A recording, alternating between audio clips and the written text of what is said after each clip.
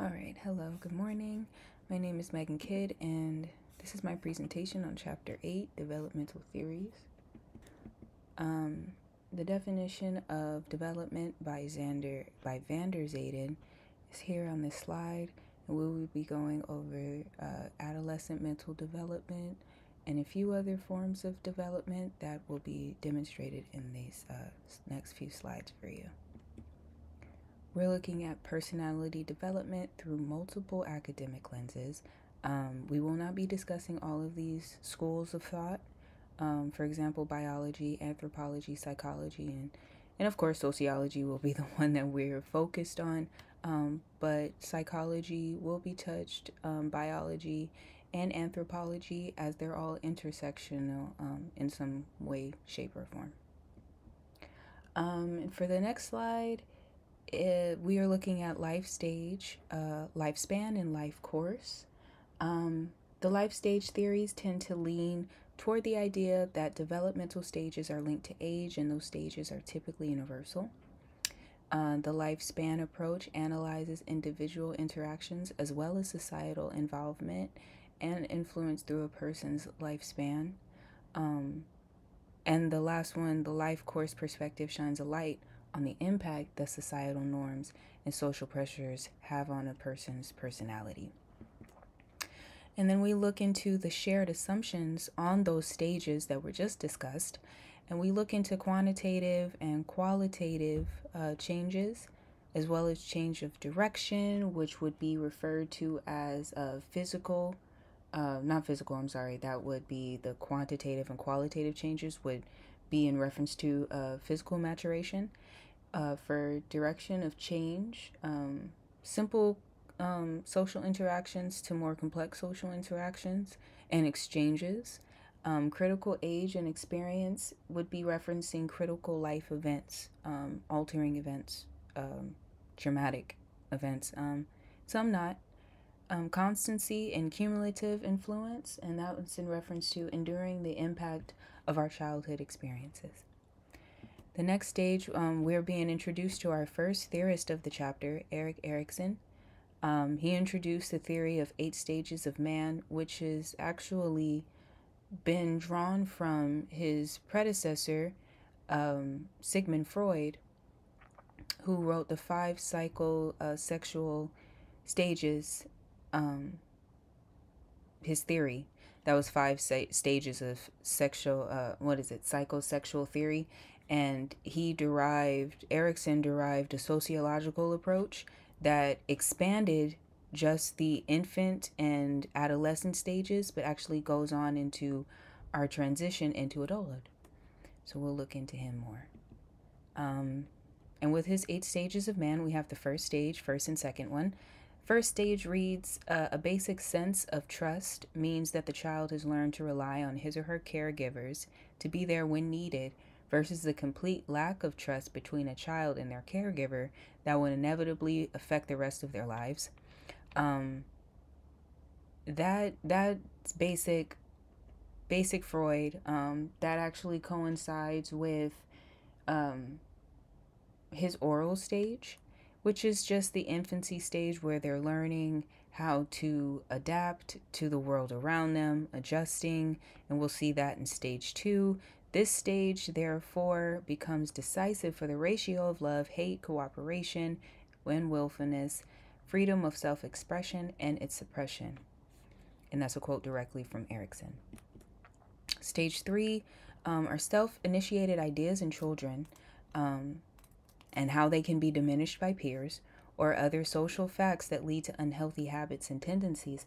So stage 3, it's in correspondence with Freud's third stage of his psychosexual analysis, which would be his phallic stage or phallic phase.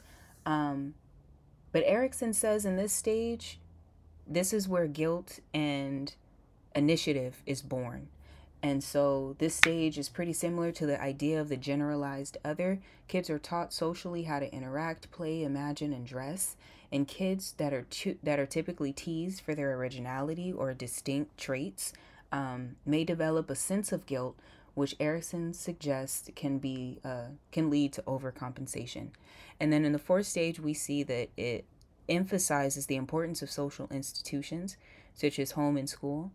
If the socialization associated with these institutions doesn't stick, the child is less likely to become someone of a higher social status. So in this stage, he really focuses on the fact that um, our socialization into society is very fundamental into how we can actually function in larger scale interactions. And somebody with a more timid composition versus a more extroverted and enthusiastic composition, confident composition, may be in a position where they don't feel that they could go for a job or that they are qualified for, or they can go for they can pursue a relationship, a romantic relationship, or a platonic relationship fruitfully without losing out or feeling some sense of energy loss on their end.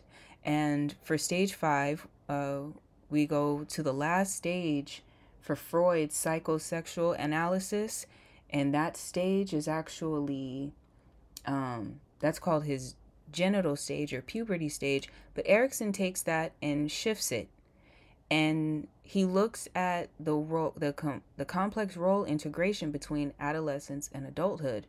Adolescents form their sense of ego identity in his 5th stage, and so this is stating that Erickson believes that the positive and negative aspects of transitioning into new and old aspects of their social life is where we really begin to see it take form. And after this, we leave Freud behind, and we go on into Erickson's last 3 stages of man, and that starts with stage 6, which is which says Erickson felt that categorizing youths by their age would only become more complicated as they progressed from adolescence to adulthood. And stage 7, the halfway point in adulthood that determines an adult's generative development, i.e., caring for children outside of your own, and stage 8, which would be the maturity stage. Okay, and then we go to our second theorist, Jean Piaget. I don't know how to pronounce his name very well, so we will call him John. His theory on genetic epistemology, studied children's intellectual development. So here's another development. We have just gone through the basic ideals of mental development in the way of Erickson's theory, combined a little bit with Freud, and now we're moving into the intellectual development of children once again, but from a different lens, a different perspective. He linked human interaction to adaptation and adjusting to the surrounding environments. His theory on adolescent mental development actually suggests intrapersonal. So there's two big things that are introduced when we are being acclimated to our society. We develop an intrapersonal perspective, but we also begin to form our interpersonal associations as well. And in these stages, we start to form substages. Number 1 would be the reflex hereditary stage. Here is the first instinctual nutritional drives and the first emotional appearance. The second one is a stage of first motor habits. And this is accompanied with the first organized precepts, the first differentiated emotions. So in the first one, we saw that emotions start to appear. In the second one, they're differentiated emotions, meaning that they can differentiate between I'm feeling sad, I'm feeling mad, I'm feeling angry, and we can visibly see that they are going through those different stages of emotion. And this last one is stage of sensory motor and practical intelligence, and that is pretty much that comes before language. Number 4 is the stage of intuitive intelligence, and that is, in other words, is spontaneous social relationships of cooperation between children and adults usually are found between youths aged between 2 and 7. And then number 5, a stage of concrete intellectual operations, the beginning of logic, moral, and social feelings of cooperation. And number 6, a stage of abstract operations, the formation of personality, affective and intellectual entry into the society of adults. So, into the adult world, into a different form of social interactions altogether. And so then we go to his theory of motor stage, of sensory motor stage. It says here, stage in which an infant begins to understand the corresponding nature between sensations and motor behavior. It's referred to as practical knowledge, which is similar to tacit knowledge. It's knowledge that can't be taught to us. Tacit knowledge is a different form of knowledge, but it's also in the same way that it falls in line with practical. It's not something that we're taught. It's something that's almost instinctual. The conceptual stage comes with 4 subsections. We have the pre-conceptual stage between ages 2 and 4, the intuitive thought stage that's between ages 4 and 7, and the concrete logical operation usually occurs between 6 or 7, and formal operations is usually age 11 or older. And if you'd like to look at that graph, it's on page 256 for reference. The concrete logical operations, this is several phases that are instrumental in the development of in the mind of adolescents into their transition into adulthood. These consist of class concepts, arithmetic operations, geometric operations, temporal operations, and mechanical operations. And now we come to the principle of conservation. This actually goes back to the conceptual stage, where we're understanding, or we're taking a deeper dive into how children begin to understand the world and adapt to their ever-changing experiences. This definition says, referring to the line of thinking that sections of the object remain unchanged no matter what modifications are implemented. So this is demonstrated in simple, in basic science classes, when they'll put water in a glass that's tall versus a glass that's wide to see if a person can recognize that there's the same amount of water. It's the same, nothing has changed, just the location in which the material, the object has been placed in, and not the object itself. Egocentricity is defined as a self-centered way of thinking. This definition coincides with the term ethnocentric. For example, my daughter, 3 years old, everything revolves around her. And it's a way of thinking that belongs to children. It makes most sense that they feel that their environment, their society is safe and right and just and fair. And so for an adult to experience any form of egocentricity,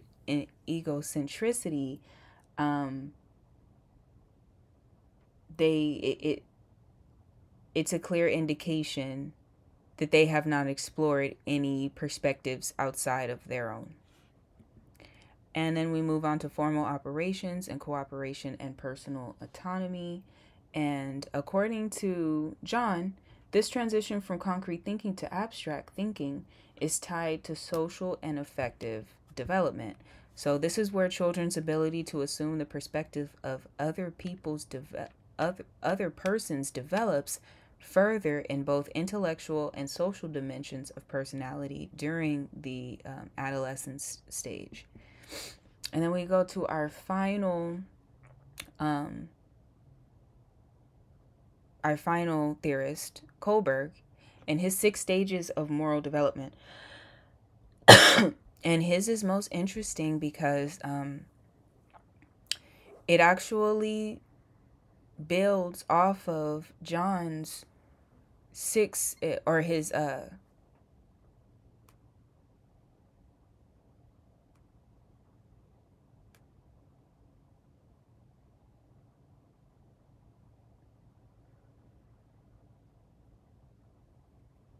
so stage 1, motives and consequences are pushed aside due to a person's action being directly linked to the reaction incited by the action. In other words, someone steals a loaf of bread because their family is hungry and they don't have any money and they can't find a job. Society deems that as acceptable based on the motive of the action. And that in turn is reflected in how we react. Stage 2, we decide to dismiss negative outcomes based on empathetic reasoning, or dismissing the idea that something is quote unquote wrong based on quote unquote good intentions. Meaning same thing is done, and we will seemingly not change, but we will try to find a way to adjust or adapt to the situation based on a new moral code that's been instituted into society, more of a moral code. Stage 3, an action performed by an individual that is socially unacceptable, but is absolved of moral inconsistencies because it's seen as morally correct. I mean, back to the situation where the guy or woman, whoever, steals for their family. The ends justify the means societally or in society, rather than, in the real world, which is the law, which says you shouldn't steal. And then stage 4, the reality of what is wrong is obvious, no matter the intention. It is morally corrupt to do something against social or societal norms. And the reality is, you may not get in as much trouble, because I believe that our law we do take things into consideration. External factors we do take, or extra legal factors, we do take those into consideration, but it does not change the reality of the crime being committed, which still involves restitution needing to be paid. Stage 5, the ends do not justify the means. In other words, the rejected means and rejected goals leaves a person in a state of retreatism, which allows a person to justify why they felt their need was more important than adhering to societal norms. And in this one, same scenario, a person starts going back and starts stealing regularly, not because they feel that they don't need a job, or not that they feel that they won't go to prison, but because they have convinced themselves that as long as I'm doing this for my family, as long as I'm doing this for a good cause, there's no real reason for me to face any negative repercussions for my actions. And stage 6, this is a stage of choosing deviance over conformity. Although good intention cannot change the nature of a situation, whether morally correct or not, there is still a choice to be made: conform and suffer, or deviate and hope for the best. This one, it was very interesting to me, because it really goes from stage 5. Stage 5 goes right into stage 6 and says that, okay, so now you're making a decision. You feel that you can keep stealing because you're doing what you're supposed to do for your family, when in reality it would be better if you weren't risking going to jail and leaving them for a very long time, because you've decided that the ends justify the means, and this is the way that it would work for everyone involved, rather than actually understanding the negative outcomes are always exactly that, and they are negative. There is never going to be a time when it is positive. It's never going to be a time when it's acceptable. It is still always going to be a negative decision. So thank you guys so much for listening in. I hope you have a great rest of your day and have a great week. Bye-bye.